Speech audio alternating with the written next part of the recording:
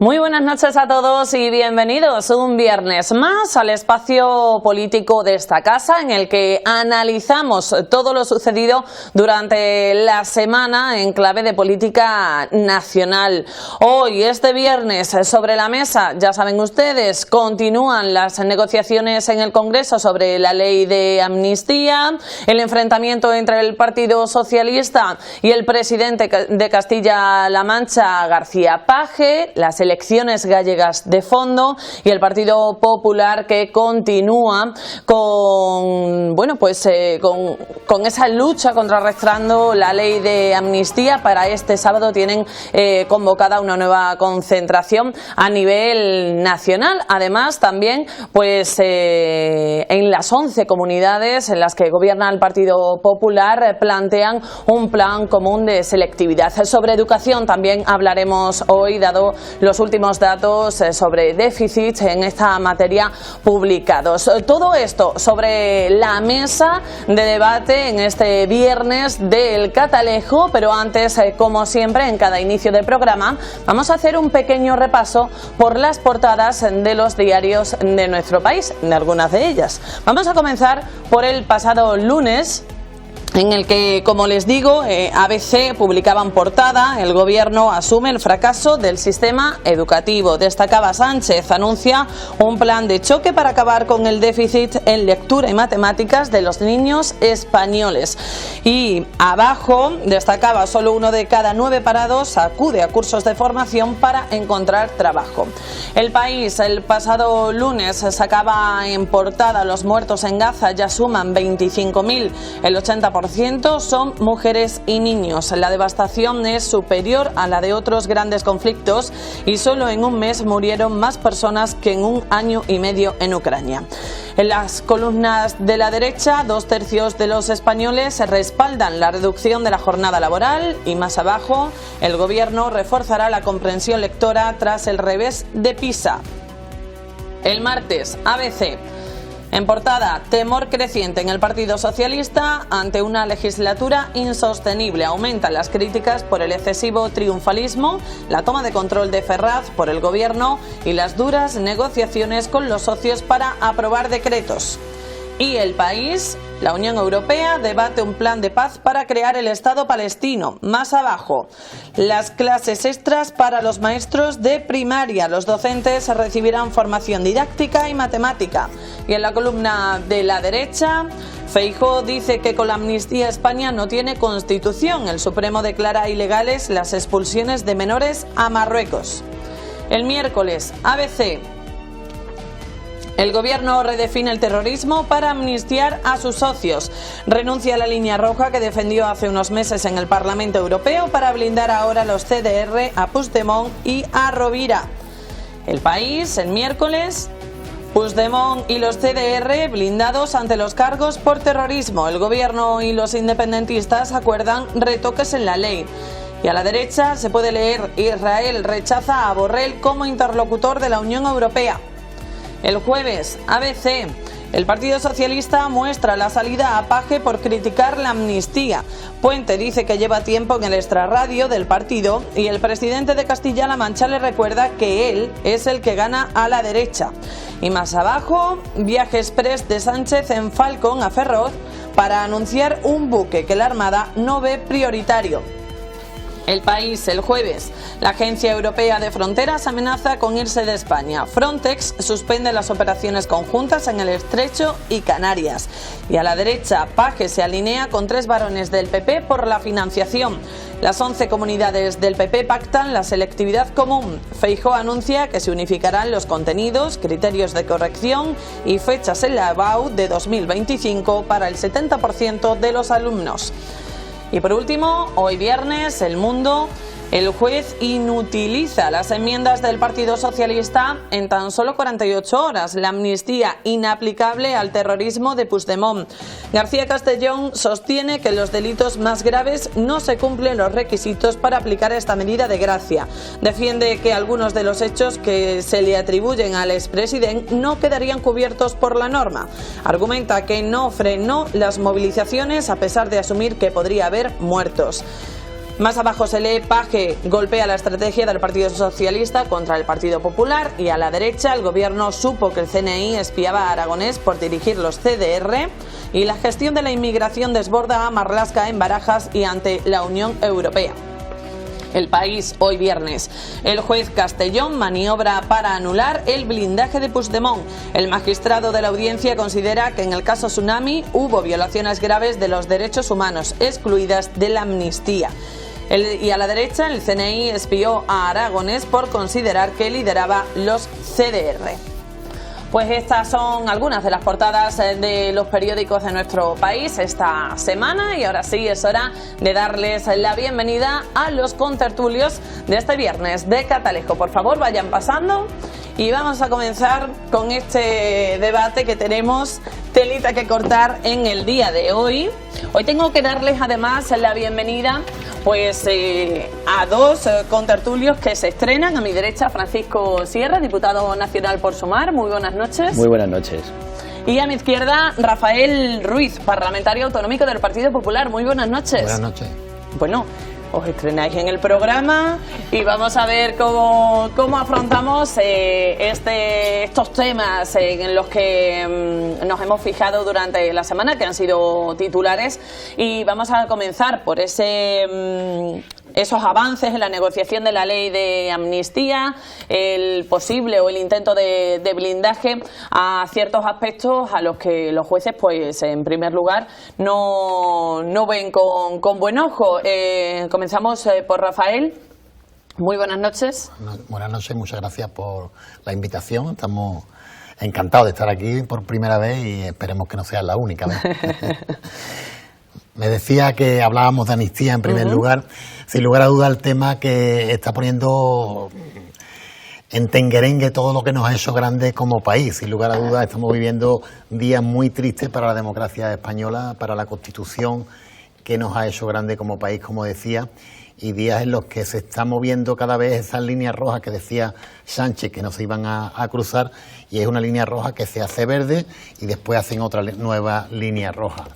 Estamos viviendo cómo se van enmendando esa amnistía y estamos viendo cómo está mandando Puigdemont y sus socios cómo debe ser esa amnistía, que ya en una de las portadas que leía anteriormente, pues ya decían algunos jueces que en menos de 48 horas la habían revocado, decían que no era posible esa amnistía. Y estamos ante esa situación, una situación que la explicación única que tiene la amnistía es que siga gobernando Sánchez, no tiene otra explicación. Además ellos lo dicen abiertamente, que la explicación de la amnistía, que antes no y ahora sí, es porque Sánchez necesita gobernar y esa es la condición que le pone Puigdemont, que es realmente el que está mandando en nuestro país.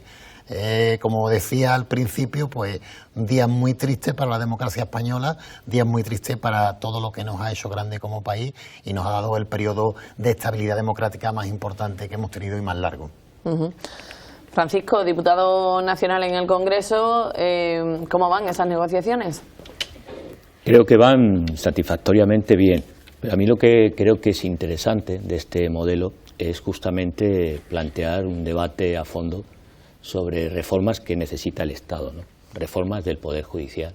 No puede ser que esté secuestrado el Consejo General del Poder Judicial años sin renovar. Es decir, cuando hablamos de justicia o cuando hablamos de la constitucionalidad de leyes que debe aprobar el Parlamento, y hay que recordar, frente a ciertos discursos del señor Feijóo, que deslegitima el poder legislativo, la Cámara de Representantes, que es donde está la soberanía popular. Por tanto, es quien debe decidir sobre la ley de amnistía, con las mayorías parlamentarias. Y posteriormente, quien debe establecer la constitucionalidad no es un juez, es el Tribunal Constitucional. Estamos perdiendo un poco el horizonte de ese debate. ¿Cómo se den los acuerdos entre las diferentes formaciones parlamentarias? Constituye una de las bases del parlamentarismo y de las propias reglas de la Constitución. Pero sí es interesante el momento, no en términos políticos o no en los términos de la correlación de fuerzas, sino de cómo está la justicia en este país. Porque hay que recordar que aquí se ha opinado de un proyecto de ley que no era público ni se había diseñado.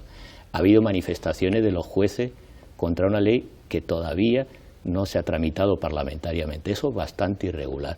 Que un juez opine y que establezca límites sobre un proceso que está en debate y tramitación parlamentaria es muy irregular, muy irregular. Entonces creo que este debate va a servir no solo para construir un encaje territorial del modelo federal del país, sino también para establecer debates sobre el poder judicial y la reforma de ese poder democráticamente. No solo la renovación del Consejo General del Poder Judicial, sino otros elementos. Nuestra valoración desde Sumar siempre ha sido positiva por la amnistía, por 3 razones. Primero, porque necesitamos un diálogo entre los territorios. Segundo, porque es un proceso reconocido constitucionalmente y que se han dado en varias ocasiones en la historia de este país. Y tercero y fundamental, porque es parte de la cultura democrática que hay que, de algún modo, no diría naturalizar, pero que sea normal, porque lo que no es nada normal es que un juez esté anticipando acciones o que, de algún modo, algunas fuerzas políticas deslegitimen incluso al propio gobierno, por no decir el proceso electoral. Eso es del todo irregular y no es sano para la democracia. Si empiezas a deslegitimar los poderes públicos, empezando por el Parlamento, no podemos garantizar una convivencia democrática. La verdad que es tremendamente sorprendente, porque ya no nos podemos sorprender por nada, que un miembro de Sumar, como es usted, diputado nacional por Sumar, que pertenece al gobierno más sectario y que más interviene en los jueces de la historia de España, pues empieza a hablar de que no se están haciendo bien las cosas con los jueces y que los jueces no tienen derecho a manifestarse ante una ley que nadie sabía cómo iba. O sea, que nadie sabía cómo iba, pero todo el mundo sabía cuál era el fin de esa ley.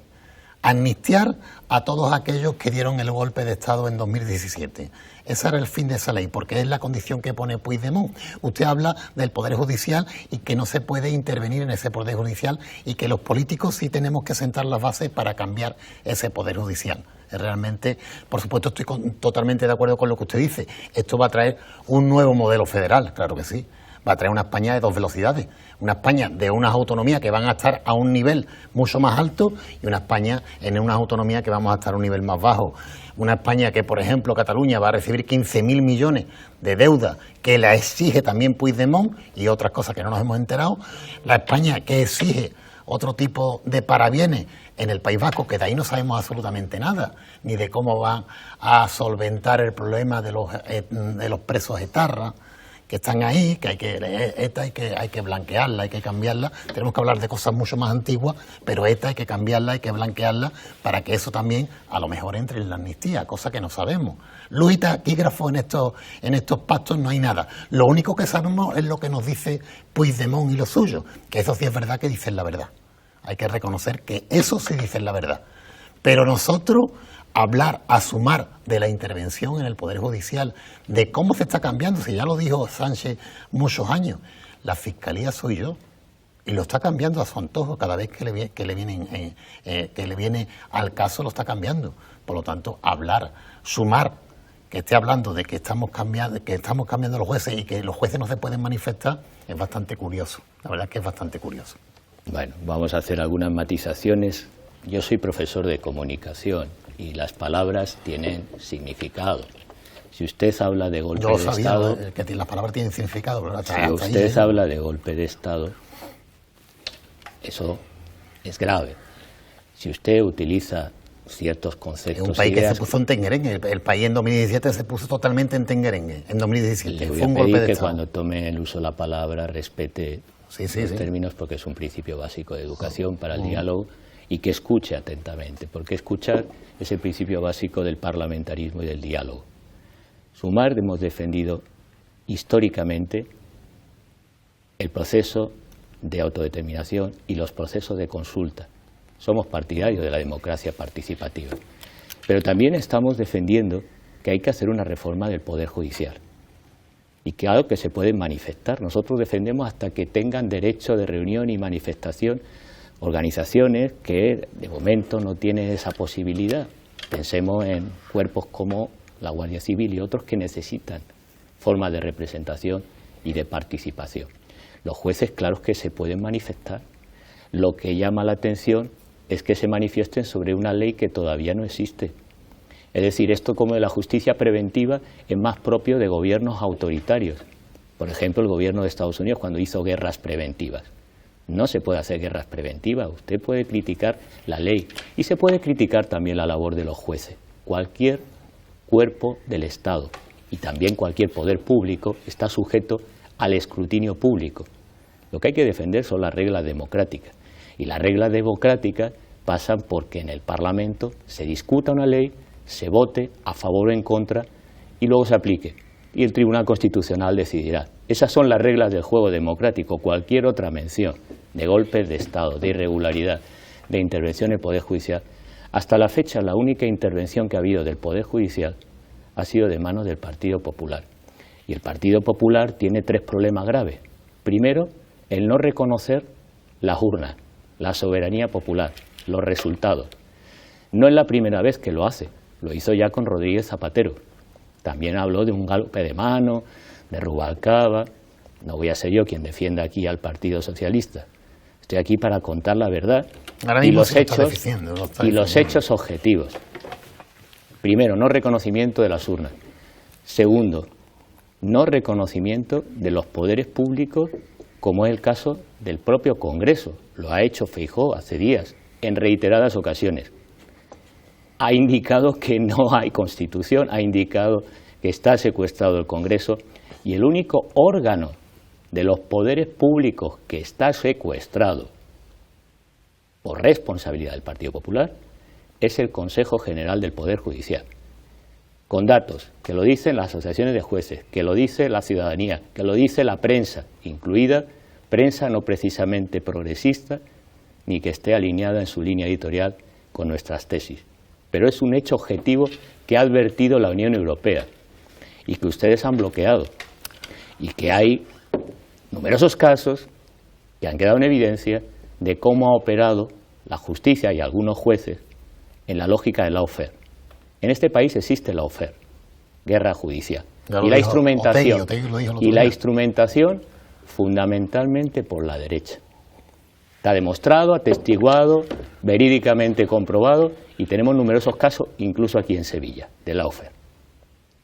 Y el tercer problema grave que tiene como Partido Popular es la deslealtad institucional, porque si ustedes estuvieran en las tesis de la Constitución y fueran constitucionalistas, aceptarían las mayorías parlamentarias y propondrían pactos de Estado, como el otro día, para cambiar la Constitución y modificar textos que son excluyentes y lesivos para grupos de población en el pleno siglo XXI. Lo han hecho y lo pueden hacer, pero no tienen voluntad. Están en la lógica de bloqueo, vía Senado, vía declaraciones públicas, para derribar a un gobierno o bloquear a un gobierno legítimamente electo. Si no reconocen las urnas ni al Congreso, no están en clave democrática. Podrán estar en clave de competir con la extrema derecha para ganar votos, pero el juego democrático no es eso. Así de simple. Y esos 3 problemas que tiene el Partido Popular y la derecha en este país no son nuevos, porque la derecha en este país ha tenido poca cultura democrática. Ustedes ahora defienden la Constitución, pero los fundadores de su partido votaron contra el sistema autonómico, votaron contra esta Constitución, hicieron declaraciones como su líder, referente, José María Aznar, contra el sistema de las autonomías. Entonces, esto no es nada nuevo y hay que ver la línea de desarrollo que ha tenido el Partido Popular en estas cuestiones. La lealtad constitucional implica también que las políticas públicas se aplican, que si hay una ley de dependencia, en aquellos territorios donde gobierna, lo aplican, que si hay una ley, por ejemplo, de bonificación de los jóvenes para alquiler, se cumpla. No quiere que lo interrumpa, pero tiene que acabar un día. Tiene que acabar. Se cumpla. Yo sé que usted es profesor de comunicación, pero tiene que acabar. Termino. Venga. Y en ese sentido hay que respetar esas reglas. Si no tenemos en cuenta esos 3 factores, evidentemente no hay posibilidad y utilizan el trazo grueso del golpe de Estado, de ilegalidad, de vulneración, de chantaje, un lenguaje que no es apropiado para un entendimiento parlamentario, no es el apropiado, no es el adecuado. Que el lenguaje no es apropiado. Sumar, Izquierda Unida, Podemos, el comunismo moderno. Ustedes que defienden, incluso algunos de sus compañeros defienden a Lenin y a Stalin abiertamente, los felicitan su cumpleaños. Izquierda Unida felicita el cumpleaños de Fidel Castro, un dictador que mata a la gente por sus ideas, que encierra a la gente por sus ideas. ¿Su modelo de democracia cuál es? ¿Cuál es su modelo de democracia real? Si quiere le contesto ese modelo de democracia real que ustedes persiguen, que ustedes se van a manifestar el día 25, creo que es hoy la manifestación. ¿Cuál es su modelo de democracia real? ¿Que el PP no persigue la democracia, no tiene democracia? ¿Qué me está contando usted? ¿Qué me está contando usted? ¿Qué me está diciendo? ¿Que el PP no es democrático? ¿Que yo soy heredero de algo que no es democrático? Mire usted, yo me he nacido en el 1972. Cuando murió Franco tenía yo 2 años. 2 años. Yo me he criado en la democracia. Y yo he visto un régimen aquí, de 40 años de socialismo, acompañado de Izquierda Unida, que evitó que llegara ante el cambio a Andalucía. Ese es el régimen que yo he vivido. Y he vivido también en mi pueblo toda la vida comunismo y socialismo. Toda la vida comunismo y socialismo.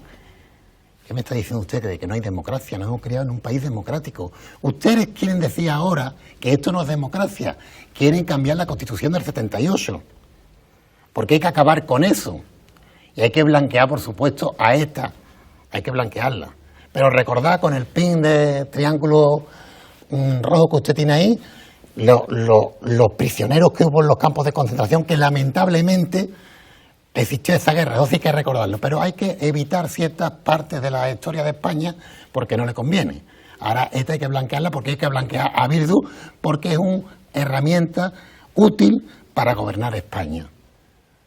Y usted dice que el Partido Popular no sigue la democracia, pero sin embargo quiere saltarse la Constitución y darle la independencia o permitir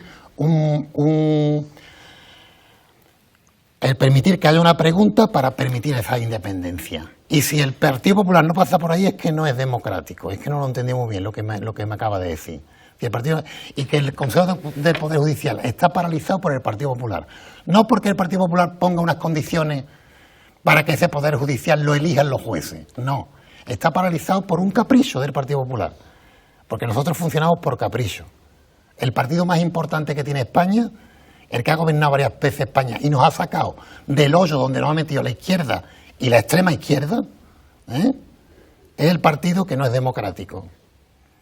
La verdad es que el partido que está aguantando, que estamos viviendo el momento más orwelliano de la historia, o sea, que estamos reescribiendo la historia.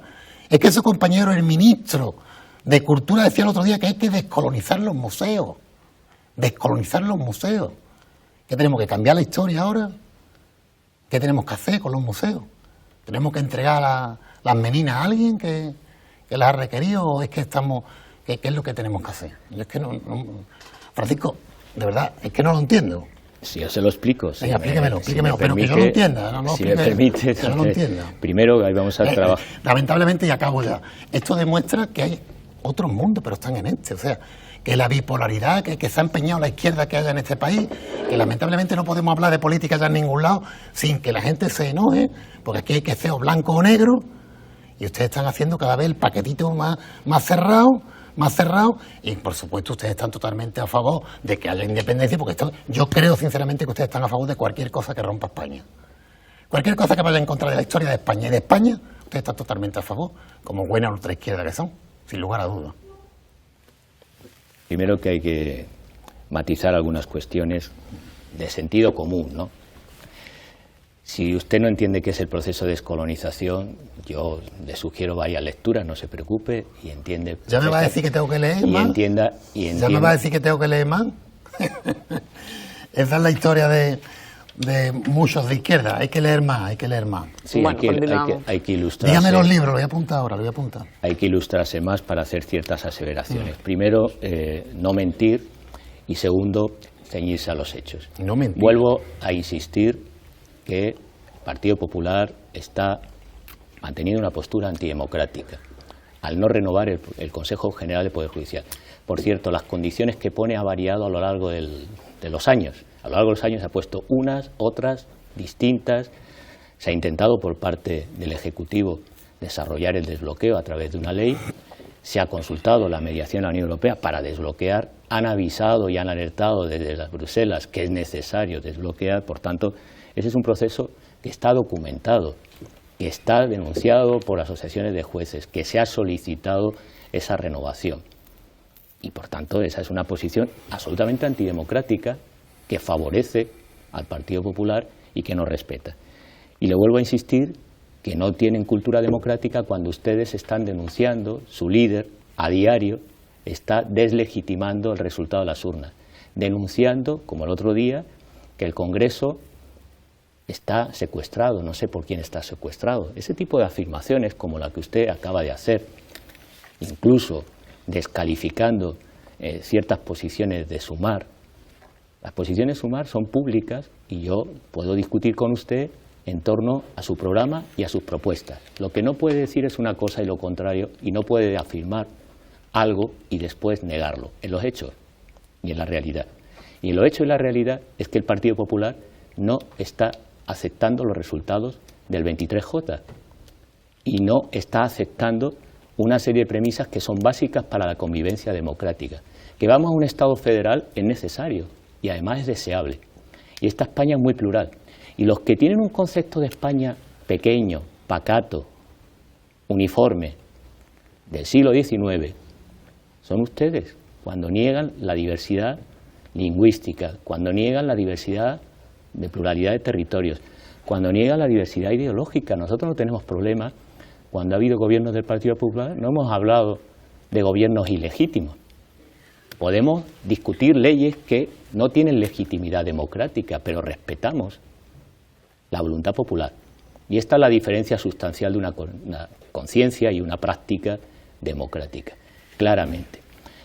Y en el sentido del proceso que estamos iniciando y de la lógica parlamentaria, no lo han aceptado, lo del 23J. Siguen con una actitud de bloqueo sistemático. La manifestación a la que se refiere no es hoy viernes, fue ayer.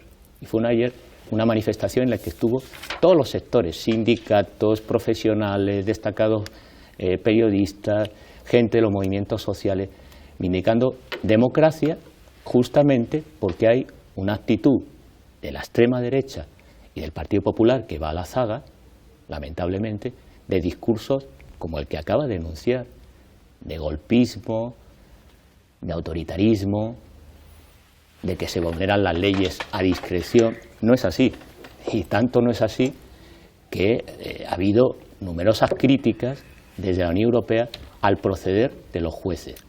No lo hemos dicho nosotros podemos criticar algunas acciones, y ha habido debates polémicos como fue en el caso de las resoluciones con la manada de la actuación de algunos jueces, y ha habido resoluciones críticas respecto al Consejo General de Poder Judicial y respecto a fórmulas que, como antaño el desacato, pertenecen al siglo XIX, no al siglo XXI.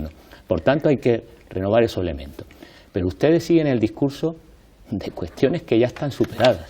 Me habla de ETA, me habla de blanqueamiento y de otras cuestiones que no tienen nada que ver. Le voy a contestar justamente a la pregunta que me formulaba. ¿Cuál es nuestro modelo? Pues si ha leído el programa, de Cuba, que espero Venezuela, sí, Venezuela, Cuba, que espero que sí haya leído China, el programa. Corea del Norte. No le he interrumpido en ningún momento. Yo sí. Pues tenga la educación y la deferencia. Estamos en un debate, estamos en una tertulia, por favor. De no interrumpir. No estamos en una clase magistral. Francisco. No estamos en una clase magistral, Francisco. De no interrumpir. Las clases magistrales en la facultad. No, esto es un programa en el que replica, de algún modo, replica el modelo bueno, parlamentario. Ustedes aceptan la democracia, ustedes aceptan. Le voy a explicar. Ustedes aceptan le voy a explicar que las estaba yo en el uso de la palabra. Francisco, estaba yo en el uso de la palabra. 10 minutos, Francisco. Usted ha intervenido lo mismo y no le he interrumpido. La diferencia es que usted interrumpe, lo cual no es un buen signo de educación parlamentaria. por favor. Entonces, el modelo que nosotros tenemos, si ha leído el programa de Sumar, es claramente socialdemócrata. Cuando hacemos la propuesta, por ejemplo, que es el siguiente reto, de reducir la jornada laboral o de establecer un modelo claramente orientado, en este caso de manera activa, a la equiparación de los salarios de los grandes ejecutivos del IBEX con las rentas del trabajo, es porque va en esa dirección. Nuestro modelo es Finlandia y los países nórdicos, sí, socialdemócrata y avanzado, democracia económica y derechos, y libertades para todos. Y cuantas más libertades y derechos, mejor. Pero ustedes siempre han votado en contra de todos los derechos, del derecho al aborto, del derecho a los matrimonios homosexuales. Le puedo hacer una lista de 20 iniciativas que históricamente el PP ha votado, y tiene el derecho a votar en contra. Lo que no nos puede estar afirmando que nosotros queremos un concepto de España más reducido. El que ustedes han demostrado es más reducido. De hecho, no pueden establecer acuerdos parlamentarios con ninguna fuerza. No, le he dicho que quieren solo con España. Con UPN nada más tienen la capacidad de establecer acuerdos en la Cámara y con Vox. Esa es la representación que ustedes tienen. Acabar con España. Y esa representación, ya le digo yo, que es minoritaria en España. Es minoritaria. ¿Acabado? Es minoritaria, para que le quede claro. Mira, Rafael. Para que le quede claro a usted, nosotros no aceptamos las elecciones, no aceptamos el 23 de julio, no aceptamos las elecciones, lo aceptan ustedes, que sale con cara de circunspecto el señor Pablo Iglesias y Alberto Garzón al lado el día de las elecciones andaluzas, o el día de las elecciones madrileñas, no lo recuerdo bien. Alerta antifascista, hay que salir a la calle. Rodean el Parlamento, en las primeras elecciones en las que se produce el cambio en Andalucía, rodean el Parlamento andaluz. ¿Lo recuerda usted, Francisco? ¿Lo recuerda usted? ¿Hizo alguna referencia en clase de eso? Rodearon el Parlamento porque no querían que hubiera cambio en el Parlamento andaluz. No aceptaban las elecciones. Rodearon el Congreso. ¿Lo recuerda usted, señor Francisco? Rodearon el Congreso de los Diputados y decían que era jarabe democrático. De los escraches, ¿lo recuerda usted los escraches? Jarabe democrático. Un jarabe que después no aceptan. Que ustedes no aceptan después. Pero eso lo hacía la izquierda y la extrema izquierda, que son ustedes. La extrema izquierda, que son ustedes. O sea, que usted me está contando aquí una milonga de que nosotros no aceptamos la democracia. Me está llamando maleducado y me está llamando mal informado. Seguramente en la historia de América tenga yo mucha información y haya leído mucho y estoy bastante, creo formado. A lo mejor que ha escuchado que era de los Palacios y diría, este hombre de los Palacios no sabe ni lo que está hablando. A lo mejor era eso, Francisco. Pero bueno, usted insiste en que el Partido Popular no acepta las elecciones. No. El Partido Popular lo que no acepta es que se rompa España. El Partido Popular lo que no acepta es la amnistía que antes se negaba por parte del Partido Socialista, la negaba. Ustedes no, porque ustedes ya digo que a ustedes lo que les interesa es que se rompa España. Ustedes siempre han sido amigos de la ETA, amigos de Bildu, amigos de HB, amigos de los independentistas. Ustedes están donde están. De hecho es la cuota que tienen, no tienen más, es la cuota que tienen. Pero ustedes tienen que reconocer que su fin es romper España. Y todo lo que venga bien para romper todo lo que nos ha hecho grande, que es la Constitución de 1978, y el periodo democrático más estable que hemos tenido, pues le viene bien a ustedes. Si rompemos eso, pues ya vamos desgajando un poco la margarita. Y nos hace incluso, pues cada vez más pobres, que es lo que está persiguiendo este gobierno, tener más pobres, y ellos decir que están entre los pobres y los ricos, el hablar de ricos y pobres. Yo no he escuchado hablar más de ricos y pobres en mi vida que hasta que no estoy en el Parlamento. Todos los días hablando de ricos y pobres. Todos los días. Y el comunismo, que es las siglas que ustedes camuflan cada vez en Sumar, en Podemos, en Común Podem, en fin, como ustedes quieran decirlo, el comunismo es una dictadura en sí que ha matado a 100 millones de personas en el mundo y que nunca ha triunfado. Dígame usted un país que haya triunfado el comunismo. Dígame usted uno. Y ahora me dice que el modelo de ustedes es Finlandia y Noruega. Ese es el modelo de ustedes. No lo he visto nunca. Usted nunca ha hablado de Finlandia y Noruega. Mi pueblo lleva un alcalde comunista de 12 años, nunca ha hablado de Finlandia y Noruega. Es más, yo lo veo felicitando a Maduro, felicitando a Fidel Castro, la Izquierda Unida felicita a Fidel Castro, pero de Finlandia y Noruega es la primera noticia que tengo. Pero bueno, ese es el modelo de democracia que ustedes persiguen en la manifestación que hubo ayer. Yo sigo insistiendo que la amnistía, haciendo un recorrido muy rápido de lo que fue la amnistía del 23 de julio, se empieza a cambiar y a decir que hay que hacer la amnistía, cosa que negaban antes los socialistas. ¿Por qué? Lo negaban porque tenían que alcanzar las elecciones. Cuando alcanzan las elecciones se da cuenta que le hacen falta los 7 votos de Puigdemont. Puigdemont pone como condición la amnistía, que la estaban negociando ya de antes. Oye, si nos faltan votos, ¿qué nos hace falta? Amnistía. Y los 15.000 millones de la deuda que tiene Cataluña hay que perdonarlo. Y más cosas que no nos enteraremos. Pero yo, sinceramente, haciendo un ejercicio no ya de educación, ni de cultura, ni de nada, un ejercicio de empatía, Francisco, de verdad, ¿tú sinceramente me puedes decir que estás a favor de esa España de 2 velocidades? ¿Estás a favor de que los andaluces, cada uno tengamos 130 euros menos de financiación? ¿De verdad, Francisco? Dime la verdad. Dime la verdad. ¿Tú estás a favor de eso? No me lo creo. ¿Tú estás a favor de que los andaluces seamos españoles de segunda? No me lo puedo creer. Por mucha empatía que yo haga, y estoy haciendo un ejercicio de empatía, desde que estoy en política, para intentar comprender a la gente, para ponerme en el lugar de mis vecinos, para saber lo que mis vecinos pueden pensar por un lado y por otro, y escucho las series, y leo El País, intento curtirme en los diferentes ámbitos de opinión.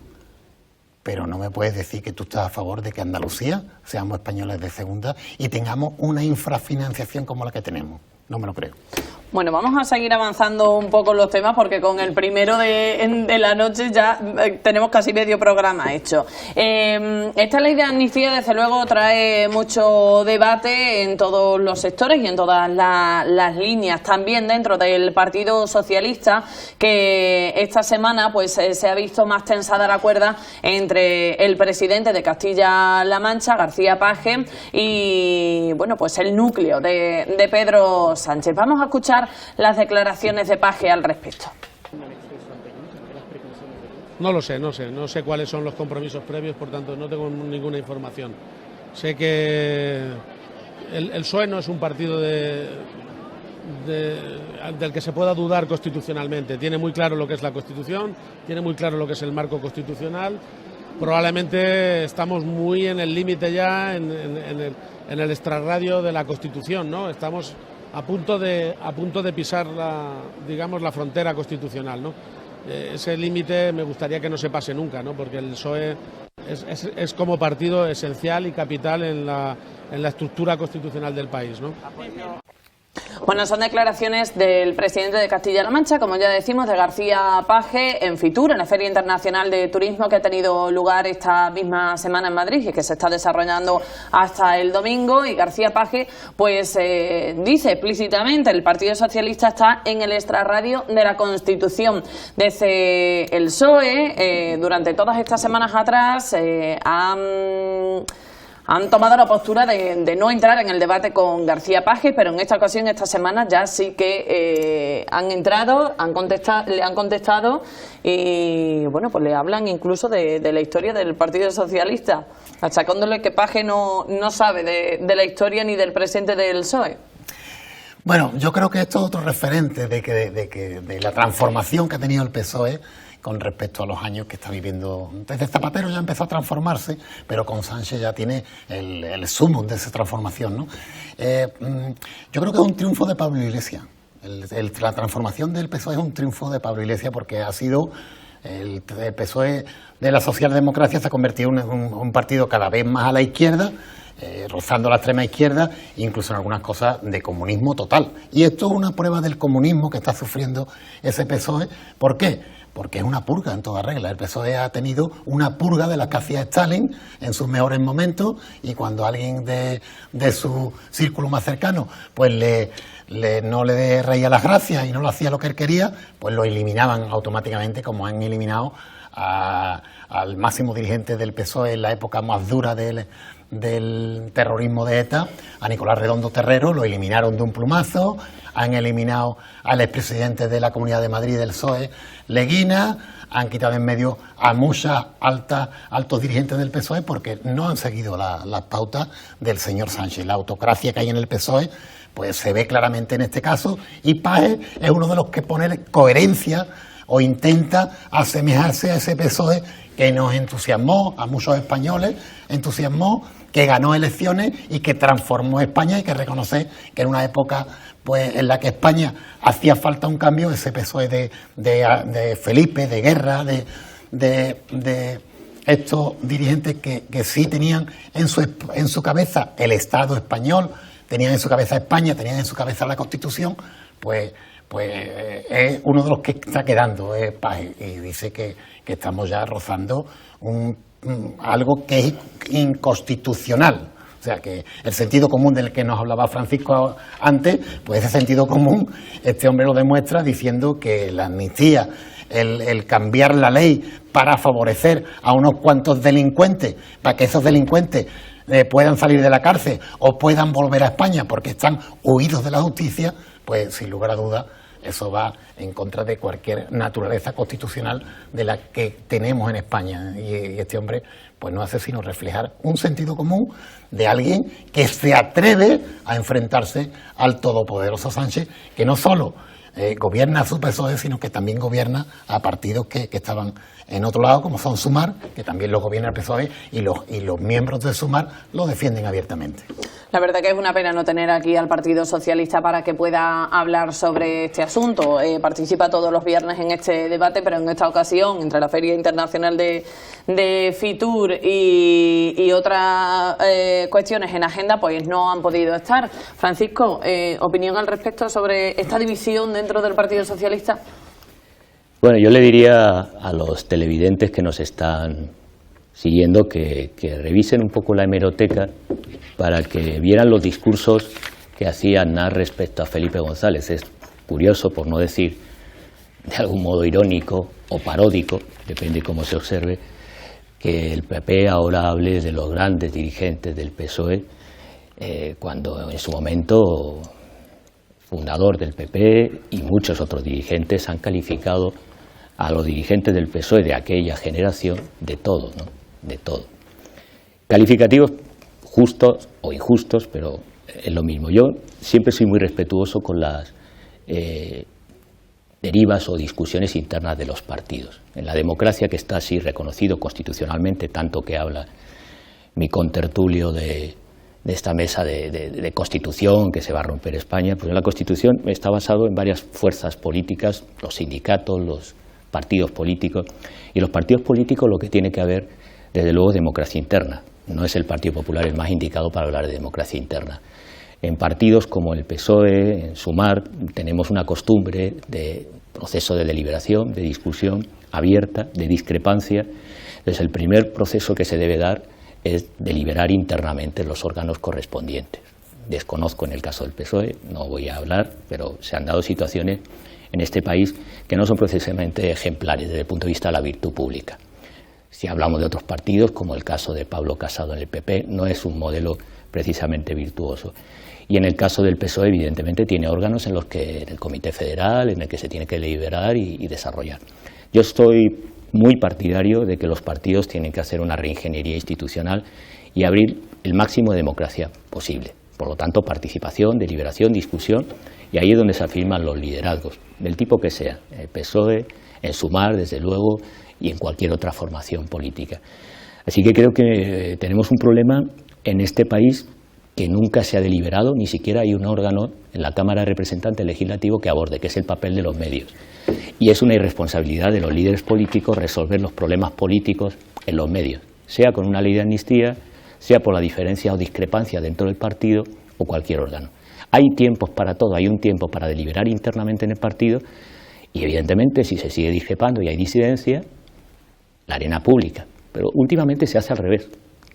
Y no es buena lección para la democracia, porque si los partidos es un pilar básico de la Constitución, que la gente resuelva las diferencias políticas en los medios antes que en los órganos, genera una disfunción grave, en cualquier partido. Y yo ahí no voy a entrar ni en el PP ni en el PSOE.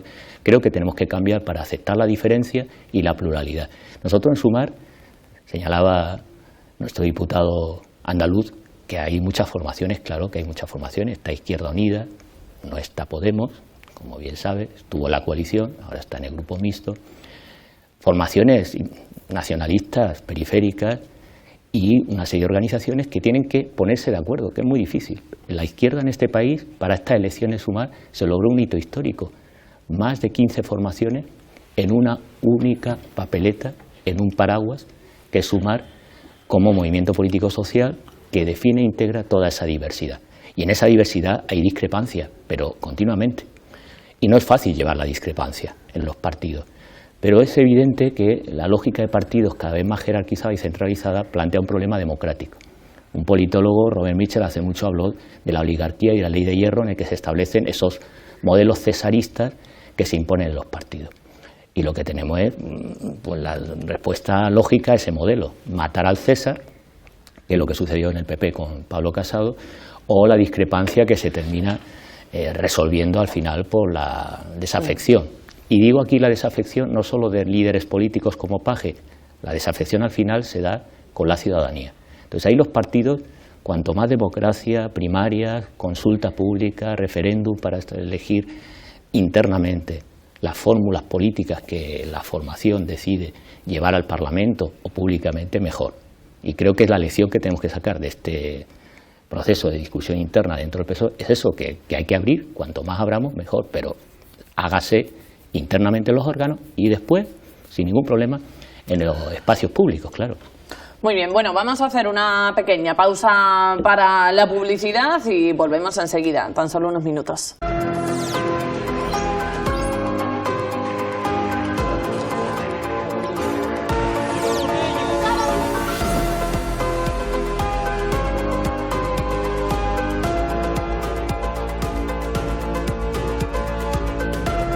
Continuamos aquí en el Catalejo. Le hemos dedicado la primera parte del programa a la ley de amnistía, esa negociación, esa división que provoca, que ya saben ustedes que llevamos muchos meses ya con este debate sobre la mesa. Pero antes de finalizar con este tema y brevemente, el domingo el Partido Popular tiene convocado una concentración a nivel nacional. Pues sí, una concentración en la Plaza de España de Madrid, en la que convoco con estas cámaras a todos los que nos vean por la televisión del Viso, de Mairena, a los que nos vean por las redes sociales. Convoco a esa manifestación en la Plaza de España el próximo domingo a las 12 por la igualdad de todos los españoles, porque lo que persigue esa manifestación es ir en contra de esa ley de amnistía que va a dividir España entre dos velocidades, entre dos clases de españoles, va a favorecer a los que en su día pusieron en peligro al país y los que, sin lugar a dudas, quieren hacerlo otra vez, porque la ley de amnistía tendría sentido si esos que van a amnistiar te dicen abiertamente que no quieren hacerlo más por lo que fueron castigados. Pero es que la ley de amnistía lo que va a hacer es poner en libertad a los que pusieron en peligro el país para que vuelvan a hacerlo. A lo menos lo dicen ellos abiertamente. Su fin es la independencia, su fin es hablar de independencia y ese es su único fin. Por lo tanto, nosotros tenemos que decir harto y claro a todos los españoles que vayan a esa manifestación a Madrid, que digan que quieren una España de iguales, de todos somos iguales ante la ley y no una España con desigualdades que provoca que gente que haga delito los puedan poner en la calle porque les favorece con el voto al señor Sánchez. Eso es realmente lo que se pide en esa manifestación y lo que queremos, una España para que todos seamos iguales. Vamos a seguir avanzando en temas porque si no nos quedamos sin tiempo en el programa y teníamos muchos planteados para la noche de hoy, como por ejemplo el problema de la inmigración. Esta semana, expulsión de menores a Marruecos y es un asunto que también pues ha traído mucho debate, Francisco. Bien, yo como soy comunista, por tanto defiendo la igualdad de todos. Y la igualdad implica el principio ante la ley de respeto de los derechos humanos fundamentales. Y en esa defensa lo hemos dicho en sede parlamentaria al ministro Marlaska, que la expulsión, que en su momento lo denunciamos, efectivamente era ilegal. Y de esto estamos en estas tesis. Nosotros vamos a seguir defendiendo una ley de asilo que garantice a la población, porque nuestro pueblo, el andaluz, y en España ha sido un pueblo migrante. Y hemos defendido siempre las garantías de los derechos humanos básicos. Lo estamos defendiendo ahora en Gaza, que es un crimen de lesa humanidad. Se están matando mujeres, niños, más del 80%. Usted lo ha leído en la cabecera, los titulares. Y en esa defensa de los derechos humanos, los procesos migratorios, que son procesos imparables. Y en esto tendríamos que hacer, yo estoy de portavoz en la Comisión de Cooperación al Desarrollo, vamos a hacer un esfuerzo ingente porque hay problemas graves. Cuando hablábamos de descolonización, hay una nueva descolonización en los países africanos, por eso ha habido inestabilidad y el papel de Francia, de las potencias europeas, no está justamente vindicando lo que define Europa. Que Europa es un faro no solo por la Declaración Humana de 1789 y las sucesivas declaraciones que ha habido en avances democráticos, lo ha sido al defender también derechos fundamentales. Y nuestro rol debería ser justamente no seguir el dictamen de Estados Unidos en guerras ilegales, injustificables, inmorales y que además hacen insostenible el desarrollo. Y nosotros, como defendemos la igualdad, igual que queremos derechos y condiciones de asilo y de migración dignos y que se establezcan las condiciones básicas, sean barajas, condiciones que se ha aceptado finalmente la propuesta de Sumar para que el espacio donde están retenida la población a espera de clarificar su situación legal sean las adecuadas para los propios profesionales de la Cruz Roja, de los cuerpos de seguridad del Estado, para la ciudadanía, porque es un principio básico de humanidad. Y en esa misma lógica que queremos igualdad, querría contestar a mi interlocutor, a mi colega, sobre la igualdad. Claro, nosotros queremos un país de iguales y por eso estamos defendiendo un modelo de financiación autonómica que sea de igualdad y que se tome en cuenta el criterio poblacional. Y por eso estamos defendiendo también una penalización sobre las grandes herencias y las grandes fortunas para igualar. Porque es una tesis que ya están sosteniendo grandes economistas como Thomas Piketty en Europa. Necesitamos igualdad. España no se va a romper si hacemos una España igual y plural. Diferentes, pero a partir de un principio de igualdad. No se está respetando desde el punto de vista económico, desde el punto de vista también territorial, y vamos a un modelo de financiación mucho más equilibrado, y no se está respetando también para derechos de minorías y de población muy vulnerable. Y frente a las tratas o a ciertas políticas que se hicieron en otro momento en el gobierno del PP, nosotros somos partidarios de una regulación que garantice los derechos humanos fundamentales. Sin eso, evidentemente, lo que estamos en una lógica del conflicto. Entonces, España se va a romper cuando avancemos en medidas que tienen a estigmatizar, marginar, invisibilizar, excluir y no cumplir resoluciones que están en Naciones Unidas. El derecho humano a migrar está reconocido por Naciones Unidas. La cuestión es cómo lo regulamos. Nosotros, cuando no se ha hecho correctamente, lo hemos denunciado y así queda constancia en la Cámara, en la interlocución de la Comisión por nuestro portavoz, respecto a lo que sucedió en esa sentencia, que hay que mejorar, tomar nota y cambiar ciertas políticas, empezando por un marco normativo que ha presentado el SUMAR para una ley de asilo que garantice estas circunstancias y también para un proceso de migración, digamos, regulado en condiciones para garantizar esos derechos humanos. Rafael. Bueno, la expulsión de los jóvenes, los menores de Marruecos, supuso una decisión de Marlaska en un momento crítico que vivió España, esa invasión que fue también influenciada, llevada a cabo por el rey de Marruecos.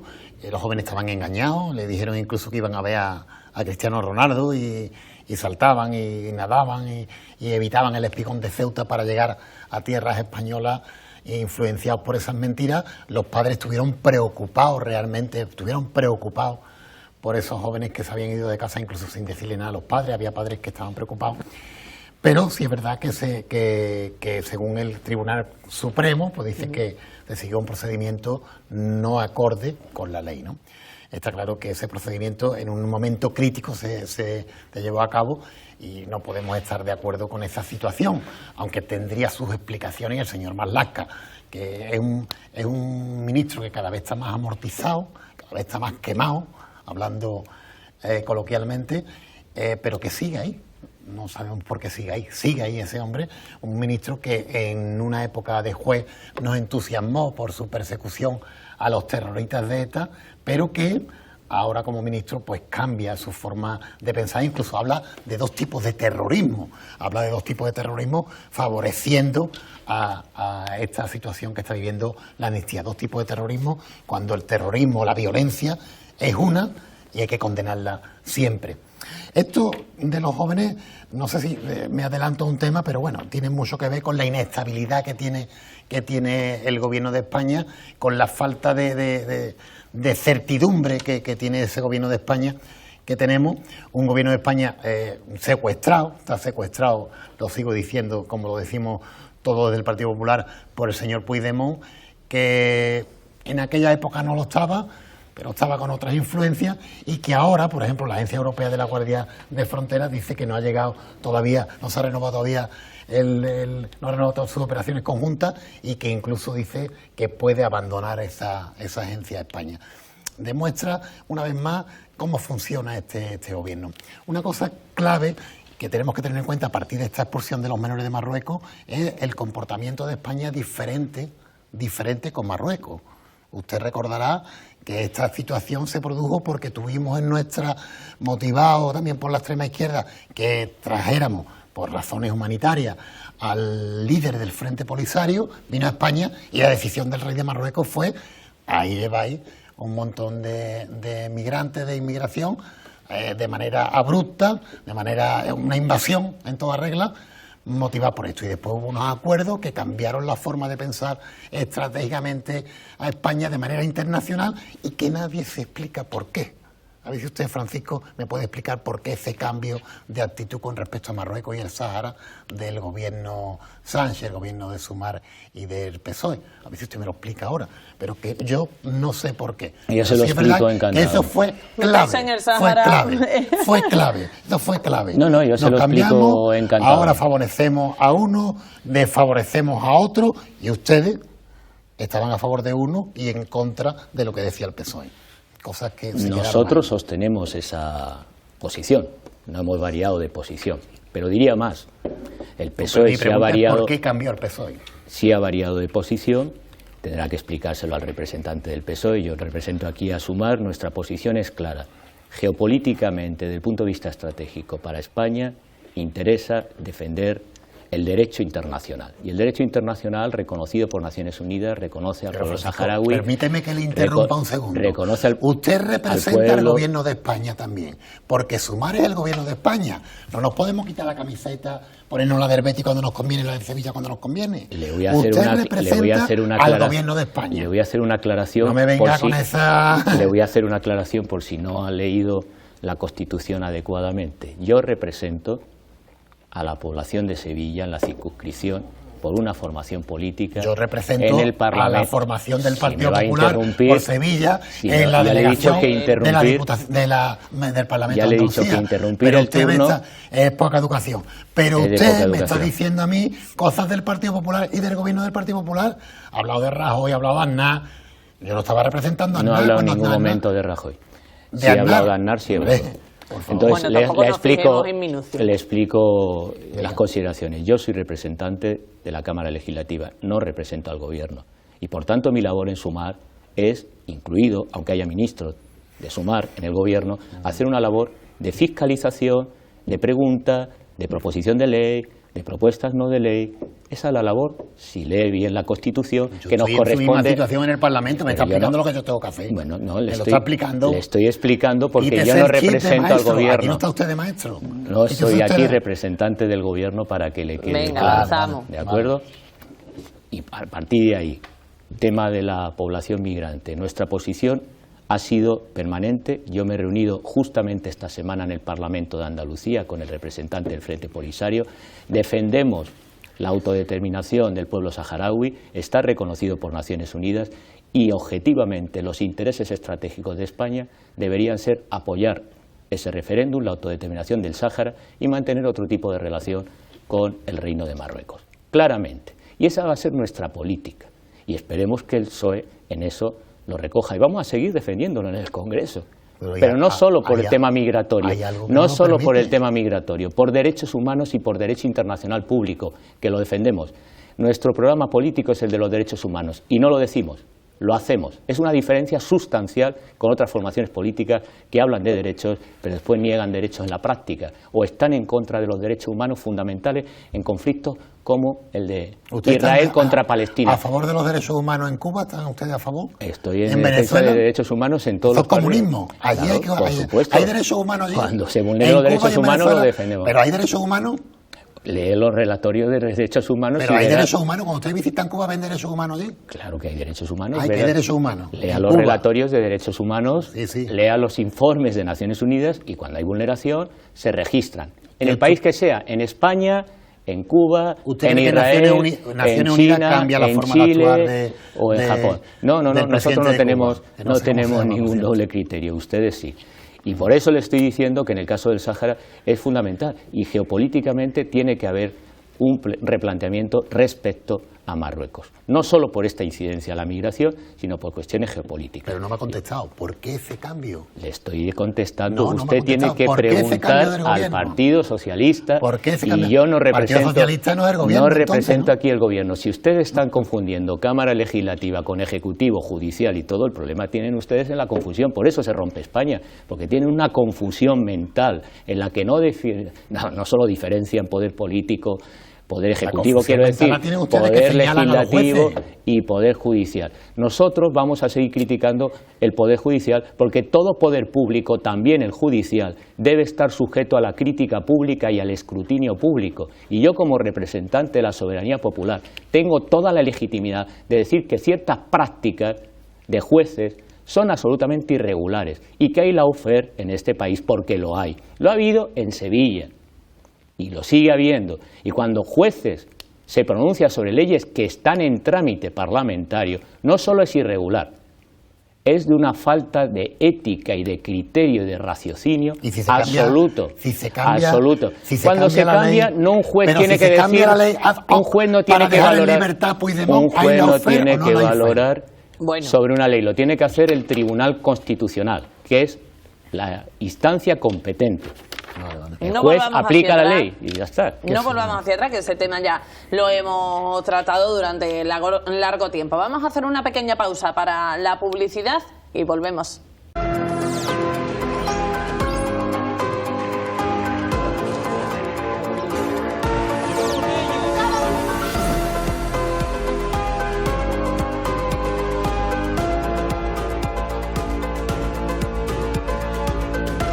Volvemos en el Catalejo y en esta ocasión vamos a dedicarle esta última parte del programa a hablar de educación.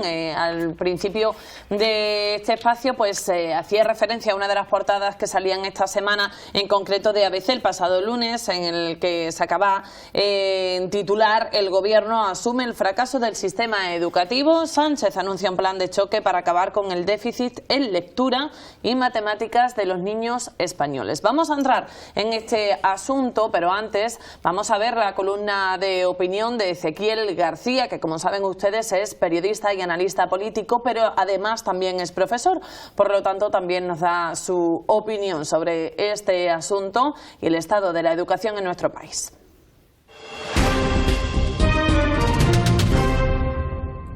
Muy buenas a todos, ¿qué tal? ¿Cómo estamos?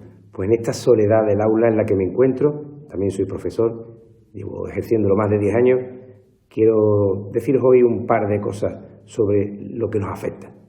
El profesorado necesita, en primer lugar, que se nos quite una burocracia excesiva.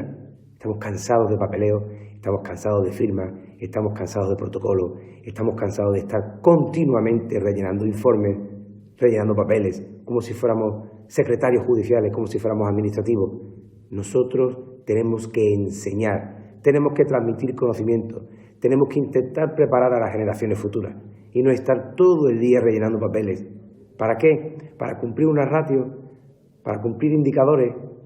¿Para qué? Estamos cansados. Es la palabra que voy a volver a repetir en este vídeo una y otra vez. En segundo lugar, necesitamos recursos humanos. Y cuando hablo de recursos humanos, hablo de que se nos baje la ratio de una vez. No puede ser que una ley, la nueva LOE que estamos aplicando a duras penas, que está diseñada para aulas ideales de 14, 15 alumnos, cuando llegamos a una clase, por ejemplo, de un primero de bachillerato con 37, ¿qué hacemos con ellos? Intentamos hacer lo que podemos e intentamos que se preparen lo mejor que puedan. ¿Cómo reducimos el fracaso? La culpa no es nuestra. El fracaso viene desde arriba.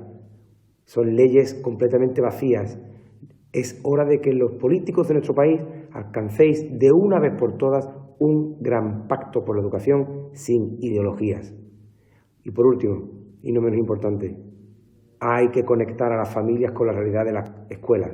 Sí, soy de los que opina que un pequeño de 7 o 8 años es excesivo que esté más de 6 horas.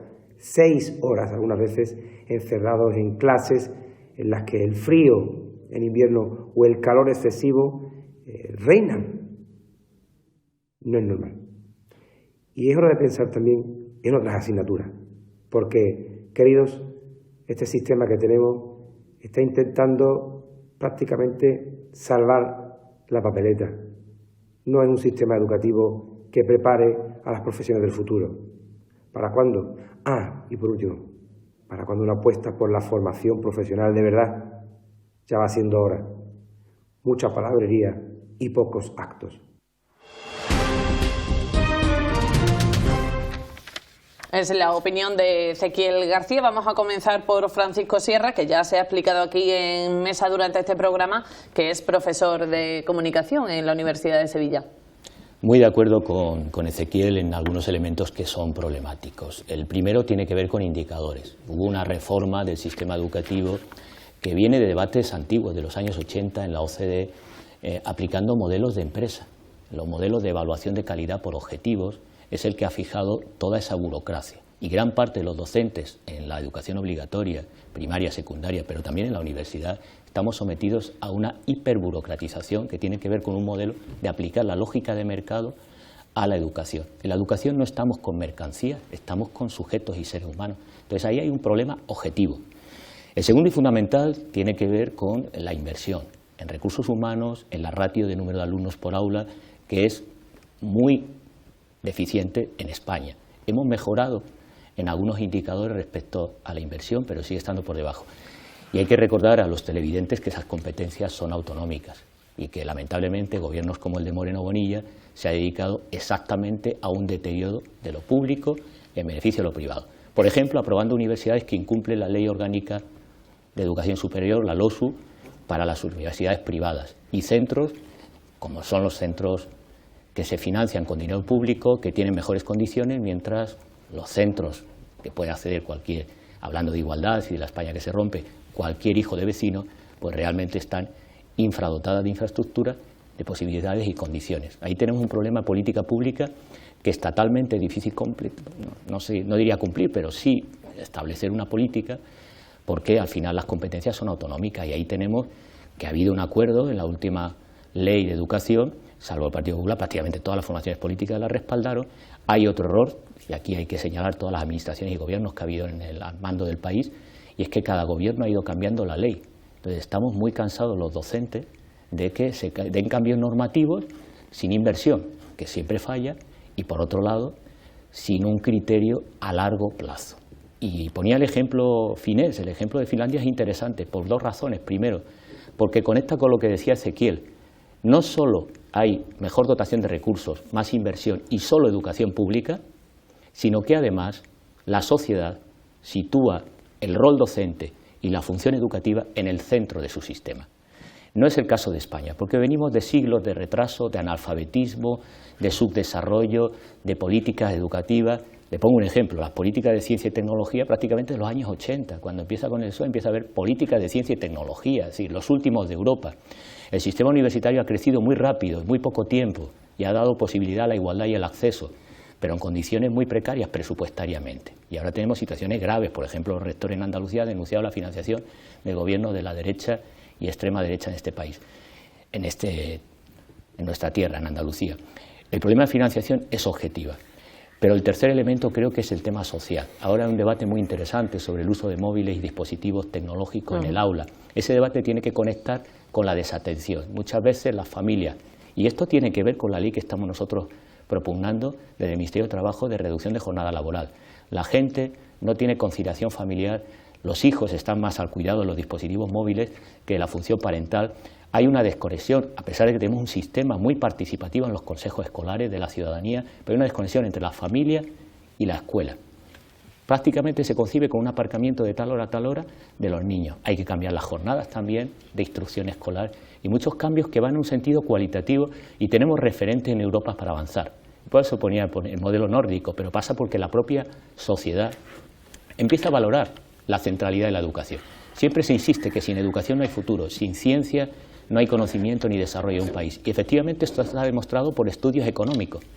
Pero en este país tenemos poca inversión en ciencia, en educación, tenemos pocos recursos, las autonomías, algunas sí, otras no, dependiendo del color político, invierten en educación lo suficiente y hay un proceso de privatización grave. Y aquí hay que responsabilizar a los gobiernos de la derecha, al presidente Moreno Bonilla, en la ratio, en la financiación y en la privatización de la educación obligatoria y de la educación superior. Creo que ese es un mal modelo.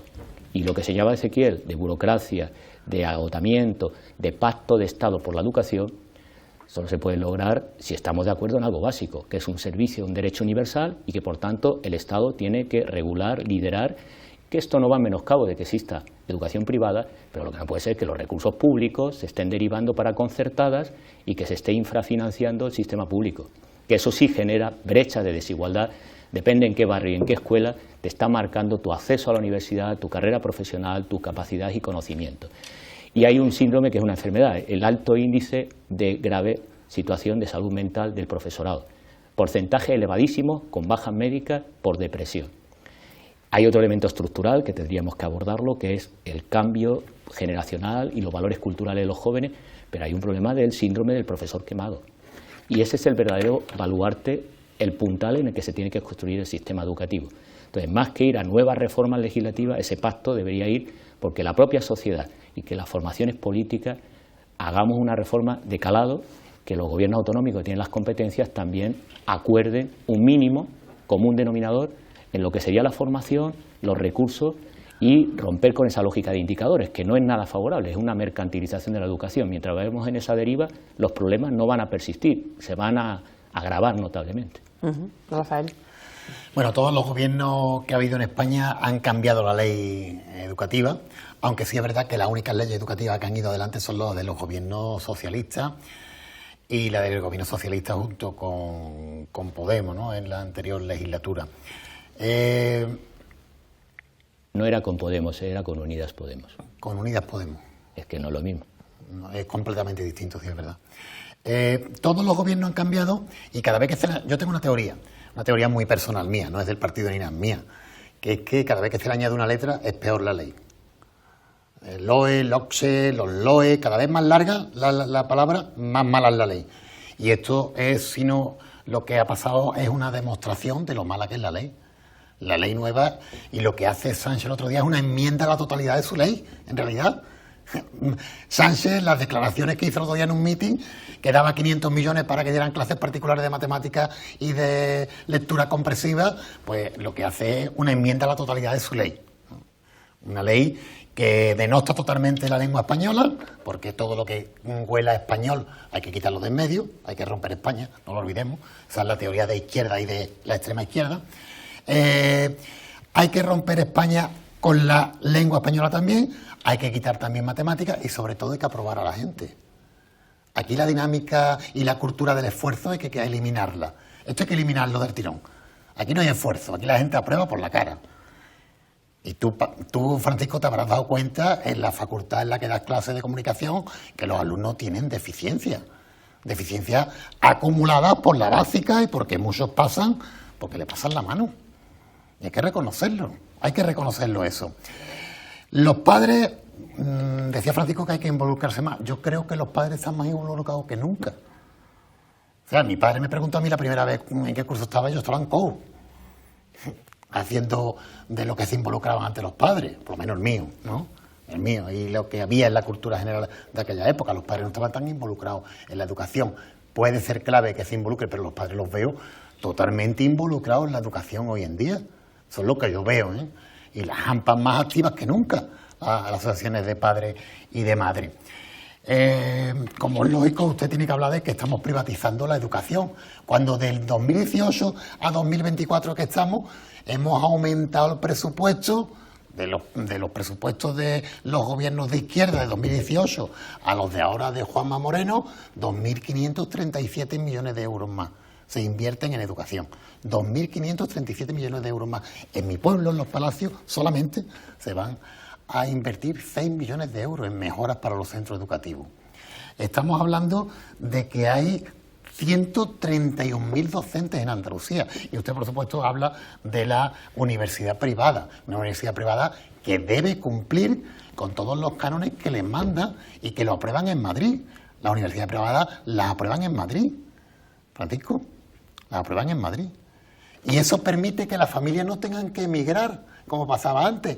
Yo quiero estudiar fisioterapia y yo no tengo que estudiar fisioterapia en Valencia o en Madrid y me tengo que desplazar porque he quedado fuera de los 100 primeros que entraban en fisioterapia. Yo puedo estudiar fisioterapia en el centro adscrito San Isidoro, aquí al lado, en la Cartuja, que pertenece a la Universidad Pablo de Olavide.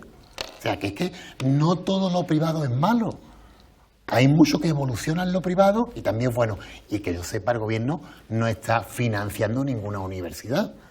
Las universidades van por su cuenta y riesgo, son privadas a todo, privadas con todo. Y por supuesto la enseñanza concertada. ¿Qué problema tienen ustedes con la enseñanza concertada? De siempre. Una enseñanza que hace su labor como cualquier otra, que la mayoría de la población donde haya enseñanza concertada la eligen, Francisco. Es una opción más. Libertad, Francisco, todo consiste en libertad de elección. La libertad. Comunismo es no igual a libertad. Y hay que tener libertad, los ciudadanos tienen que tener libertad. Y el modelo que ustedes tenéis es de no libertad, de intervencionismo. Si es que su líder, Yolanda Díaz, quería decirle a las empresas hasta cuánto tienen que cobrar los directivos. ¿Hasta cuánto tienen que cobrar los directivos en una empresa privada? Pero la libertad, ¿dónde está, Francisco? ¿Dónde está la libertad? Y la educación en España va a peor por las medidas que están tomando los gobiernos progresistas. Cada vez peor. Es que los niños no saben español. Los niños no saben hablar ni escribir en español ya. Tienen problemas de hablar y escribir el español. La educación va a peor con los gobiernos progresistas y ahora tienen que invertir 500 millones de euros en... Resulta que no saben matemáticas y no saben, y el informe PISA lo deja por los suelos otra vez a España, en matemáticas y en lectura comprensiva. Pues es normal que se tenga que invertir en algo que no se está haciendo bien. Tenemos una ley que no vale y seguimos con esa ley, pero le ponemos parches como estos 500 millones de euros para fomentar. Y más formación también para los docentes, que este docente que nos hablaba la tele tenía toda la razón. Y yo creo que hay que añadir un plus más. La autoridad, los docentes españoles están faltos de una autoridad, de faltas de respeto que provocan que la clase no funcione como debería funcionar. Y ahí se ha puesto, ha tomado ciertas medidas el gobierno de Juanma Moreno, le ha dado autoridad a los docentes andaluces, por supuesto que sí. Y la EBAU, la prueba EBAU común que ha propuesto el señor Feijóo, pues es una alternativa a que todos seamos iguales ante la ley, también ante la prueba, que tenga una corrección justa e igualitaria para todos los alumnos de España, porque estamos dentro de un país que la solidaridad es lo que hace el país, no podemos tener diferentes tipos de EBAU. Brevemente, que nos quedamos sin tiempo para despedir, ¿algún apunte? Bueno, yo señalaría 3 elementos. El gobierno de Moreno Bonilla, cuando recorta, no tiene que ver con el incremento presupuestario. Esto cualquier economista lo sabe. Puede incrementar el presupuesto, pero si la necesidad es el coste de un servicio público como es la educación, que es el que lo hace universal, se recorta, evidentemente en términos de presupuesto, por más que incremente la partida, no financia suficientemente. Y esto lo dicen todos los agentes sociales, los representantes del profesorado, los sindicatos, todos los sectores, también los padres, las AMPAs, lo han denunciado en Andalucía. Por tanto, corrija su argumento porque no es verdad. Igual sucede con la sanidad. Tenemos un grave problema en Andalucía. Los derechos fundamentales que son el estado de bienestar, salud y educación requieren una activa participación del Estado para garantizar derechos. Y nosotros, por supuesto, que damos libertad a la concertada, pero el dinero público va al sistema público. Y quien quiera sanidad privada o quien quiera un centro concertado, privado, que lo haga. La labor del Estado es garantizar que hay educación pública en todos los territorios con las máximas garantías, con una ratio diferente. Suscribo lo que ha dicho en este caso el columnista, el profesor Ezequiel García, en cuanto a financiación, desburocratización y apuestas. Los principales liberticidas son los que apoya el Partido Popular, como Javier Milei. Nosotros somos del Partido de la Libertad y los Derechos Humanos. Queremos libertad de educación que implica educación pública y gratuita. Quien quiera ir a una privada, que vaya a una privada, no con dinero público, que debe cubrir las necesidades y derechos fundamentales. Libertad para trabajar con dignidad. Libertad también para establecer los márgenes de beneficio empresarial hasta un punto. Esto se ha debatido hasta en Davos. Los márgenes de beneficios y bonificaciones que tienen los grandes ejecutivos y CEOs de las corporaciones para evitar la desigualdad. Y por eso también estamos fomentando que haya un impuesto a las grandes fortunas y, por supuesto, un proceso de regulación de las herencias para garantizar que las mayorías, que la gente que está pasándolo mal pueda garantizar sus derechos y avanzar, que tenga la libertad de cubrir sus necesidades. Ese es el principio básico de la libertad y no de los libertizados. Y en ese ámbito nosotros estamos demandando los derechos fundamentales y un avance político y democrático para este país, para los próximos años. Y en eso estamos. La disputa de leyes como la amnistía está centrado justamente en cómo construimos este país. Si unas minorías o unas mayorías sociales que quieren derechos, libertad, progreso y garantías dentro de la diversidad. Y en eso nos podemos encontrar y llegar a pactos incluso con los señores del PP. Ahora, si están en la descalificación permanente y en la negación de la realidad, de la historia y del propio lenguaje, pues es evidente que no nos vamos a poder entender en el Parlamento, salvo excepcionalmente como el otro día para aprobar una reforma constitucional que justamente da igualdad y da derechos. Sus socios preferentes, la extrema derecha, son los que se negaron a votar a favor de cambiar la Constitución para reconocer la discapacidad funcional y la diversidad funcional del sector de población que lo vienen reclamando durante décadas. Nosotros hablamos de esa libertad. Rafael, para despedir. Bueno, pues nada, como empecé mis palabras, muchas gracias por la invitación. Estaremos aquí cada vez que nos invitéis gustosamente. Encantado de conocer también a Francisco, un contertulio que se ha definido como comunista. Nosotros estamos totalmente en contra de ese comunismo antiguo, arcaico. Nosotros queremos una España como la que se apostó en 1978 con la Constitución, que nos ha hecho grande como país, y nosotros lo que queremos es que la amnistía sea derogada, porque es una ley que va en contra de la igualdad de todos los españoles. Nosotros queremos una España unida, una España de igual a igual, en la que los andaluces no seamos españoles de segunda, en la que nosotros los andaluces no tengamos una financiación que nos deje más pobres, porque los andaluces tenemos una infrafinanciación que nos hace más pobres con respecto al resto de los españoles, y sobre todo los españoles que se ven favorecidos por el simple hecho de tener unos votos y tener a Sánchez en el gobierno, porque el único fin de la amnistía de esa que estamos hablando, el único fin de esa ley que va a salir adelante con los votos de la mayoría parlamentaria de PSOE, Sumar, los grupos independentistas, proetarras y demás, esa ley lo que persigue es que los españoles seamos distintos por vivir en Sevilla, por vivir en Herbiso del Alcor, por vivir en Mairena del Alcor o por vivir en Granollers. Por lo tanto, nosotros vamos a estar en contra de esa España, y así lo vamos a demostrar cada vez que podamos. Nosotros estamos a favor del acuerdo de todos los españoles, de la vía andaluza que siempre insiste Juanma Moreno, de llegar a acuerdos para que España sea un país grande, España siga siendo un país con libertad y un país que defienda su Constitución, la que nos ha hecho el país grande que todos reconocemos y que todos deberíamos de estar orgullosos de él. Parece ser que hay otros que quieren romper ese país. Nosotros, el Partido Popular, vamos a estar siempre al lado de los españoles y al lado de esa España grande. Muy bien, bueno, pues muchísimas gracias a ambos por participar en esta tertulia esta noche, y también a todos ustedes que nos acompañan desde casa cada viernes. Volvemos la semana que viene con más debate sobre política nacional. Hasta entonces, que pasen muy buena semana.